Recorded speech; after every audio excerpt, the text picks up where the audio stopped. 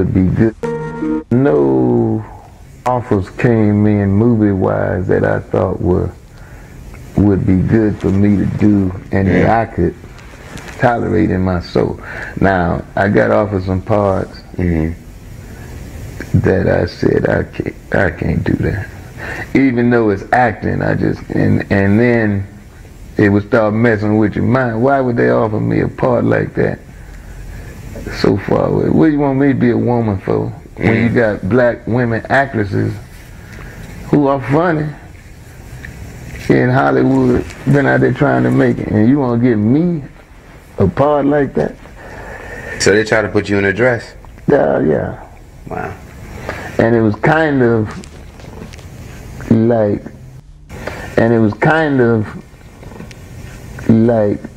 you know, you gonna bite this bullet and then you in. Well, you got the wrong nigga. Turned down a few of those. I have cost me career-wise. All right, Shalom. I want to start out by giving all praise, honor, and glory to Yahweh, Shema, Shabbat, Shema, Kakodash. Double honor to the apostle and elders of Great Millstone. Shalom to the Akim out there pushing the word of sincerity and truth. Yeah, just played that clip with one of the individuals. I don't know his actual name. He's a familiar face that I know a lot of individuals know. As far as Jake, really, in the U.S., you know, amongst a lot of denominations, so to speak, you know, he played in Friday After Next, as well as Next Friday as Day Day's father, which was Mike Epps, you know. And you didn't see him, which he played a great role. You know, he was, you know, comic. You know, he had a lot of you know, funny clips within his role within the film. You know, and when you go into a lot of individuals that actually played in Friday, a lot of people gained a pretty prominent career from Friday. You know, it's spoken of highly that Ice Cube himself, you know, put a lot of individuals to stardom through those Friday films. You know, you had, of course, like I said, Mike Epps, Cat Williams, of course, Chris Tucker. He was already a face, as well as a few other. Was Witherspoon? I forget his John Witherspoon. He was already a. You know, he used to get down with Richard Pryor and things of that nature with their comedy. But nonetheless, like I said, it was a lot of faces that were already familiar, and some individuals started to really get prominent within the film or Hollywood industry through Friday. You know, and this individual in particular, you know, he spoke about his career personally and why it never, you know, grew successful. And one of the main things he said was how they constantly kept introducing emasculated roles, man. You know, trying to make him wear that dress, which he didn't find to delight in. All right, and it's the truth, man. We all know that so-called white man loves to put the a masculine man within a dress to emasculate him. You know.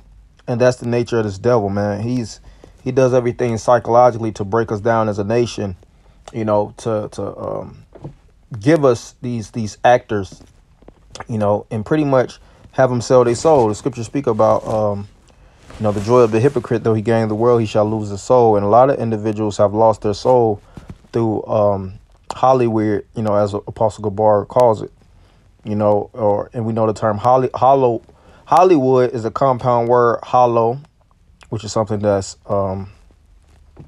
pretty much not having any type of integrity or core within the middle, and wood, you know, and if you look at the actual Witch's Wand, it's an actual wooden hollow wood, you know, staff, so to speak.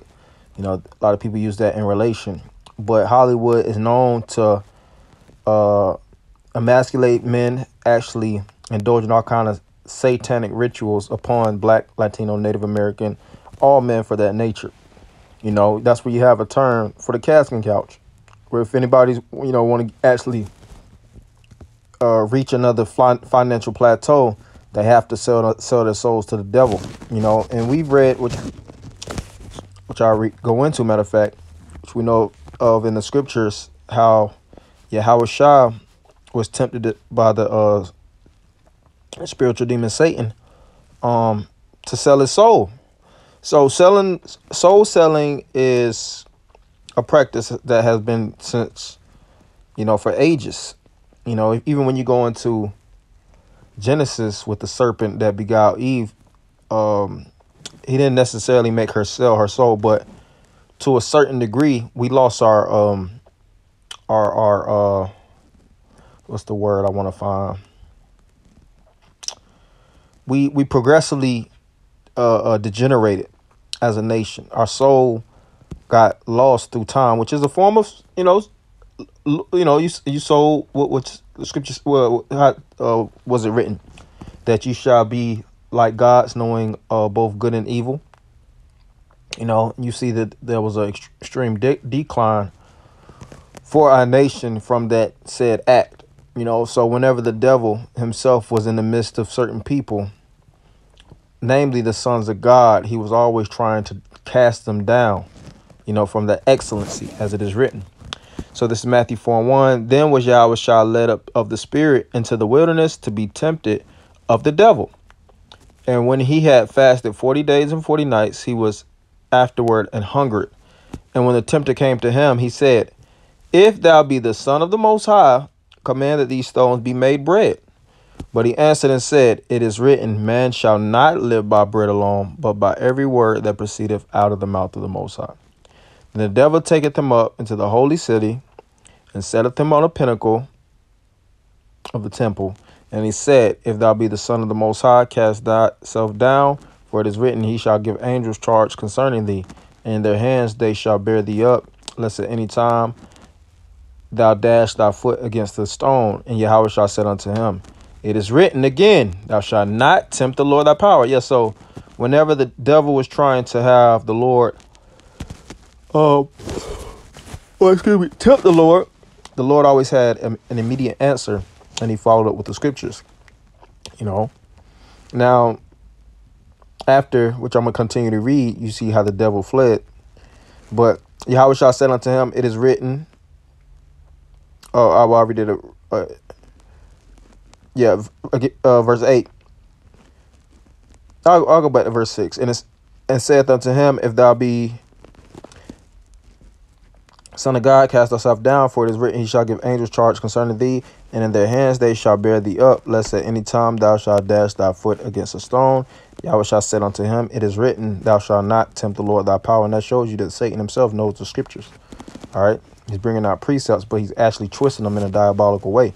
He's bending the actual precepts to fit an agenda to have the Lord he's trying to trick the Lord out of his power, but you see how smooth and sharp the Lord was in the spirit. Verse 8, again, the devil taketh them up into an exceeding high mountain and showeth him all the kingdoms of the world and the glory of them, and saith unto them, All these things will I give thee, if thou wilt fall down and worship me. Then saith Yahushua unto him, Get thee hence, Satan, for it is written, Thou shalt worship the Lord thy power, and him only shalt thou serve. Then the devil leaveth him, and behold, angels came and ministered unto him. Yeah, so after his efforts got exhausted, the devil himself, he see that the Lord was a formidable foe that he couldn't tempt out of his position. So he decided to leave. Now you see these different jakes that are naive and don't have the spiritual fortitude to actually fend off the devil. And you see how they get tricked out of their, souls. They go do these contractual agreements, and they have these, Esau has these agents. Then he'll make these jakes actually, do all kind of sexual rituals to pretty much stamp themselves within Hollywood, like I said, or actually wear the dress, but, nonetheless, well, I don't even want to say, but I'll just say, and for these jakes to do that, of course, what they'll be rewarded with is death, because they have pretty much eaten bread with the devil, joint company, and hands in hands, that is written. He that joineth, let me see. says, he that's among the wise shall be wise, but a companion of fools shall be destroyed. And these guys have kept company with this devil. So I read this scripture now close. Proverbs 11:21. Though hand join in hand, the wicked shall not be unpunished, but the seed of the righteous shall be delivered. Yeah, so when this devil tries to come to tempt you, whether it's even in a religious so-called 501c3, because Apostle Bar even went into how religion means to bind. He tries to, really, we're bound by this word, but this devil, he tries to bind you by his contracts to have you sell out. But if you're of the righteous seed, you know when the tempter is coming and how the tempter is coming and how to escape from that temptation and not take the gift, because what the scriptures speak about, how a gift destroyeth the heart. A lot of these guys took that fat bag of money, millions of dollars, and it was at the expense of them selling out. That's why these guys are all kind of drugs. They're depressed. A lot of these guys are in hiding. They have all kind of personalities to superimpose upon their true personality, to hide themselves. But that's all I want to speak on. I want to keep it short and sweet. Hopefully, brother, the few sisters were edified. Or everybody giving all praise and glory to you. How about Shema Shah by Shema Kakodash? Double honor to the apostle and elders, great millstone. Shalom, Akim.